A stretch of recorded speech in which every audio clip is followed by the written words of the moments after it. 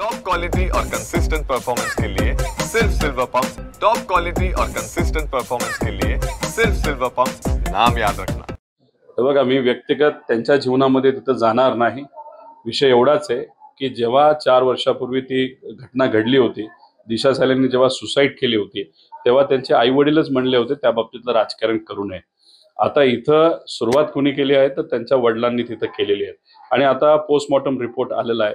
जे काय सांगितलं जात होतं की एका मुलीवर तिथं बोललंही आपल्याला थोडंसं वाईट वाटतं, जेव्हा रेप झाला होता, पण रिपोर्ट जर बघितला तर तसं काही घडलं नव्हतं। म्हणजे कुठेतरी वडिलांनी हा मुद्दा हाती घेऊन जी मुलगी तिच्या क्षेत्रामध्ये चांगलं कार्य करत होते, कुठेतरी नाराज असेल म्हणून सुसाईड त्यांनी तिथं केलं। पण असं उगीच काही गोष्टी मुद्दामून मुलीबद्दल पुढे आणणं आणि येत असेल तर ते योग्य नाही असं माझ्यासारख्याला वाटतं। त्यामुळे त्या बाबतीतला विचार आई वडिलांनी करावा। पण वडील व्यक्तिगत जीवनामध्ये काय करतात तो त्यांचा विषय आहे। पण एकच सांगतो, बीजेपीचा जो चेहरा आहे हा कुठेतरी खरा चेहरा लोकांसमोर आलेला आहे।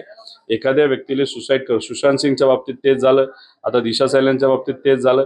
सुसाईड केलं तर त्याला राजकीय रंग दिला गेला, फक्त बिहार आणि मुंबईच्या इलेक्शनसाठी त्याचा वापर तिथं झाला।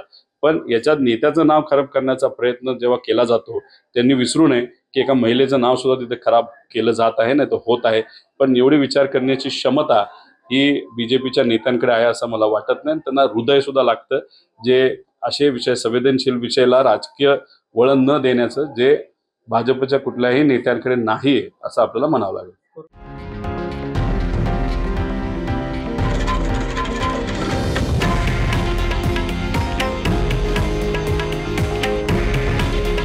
हे आहे देशातील नंबर 1 न्यूज नेटवर्क आणि आपण पाहत आहात TV9 मराठी।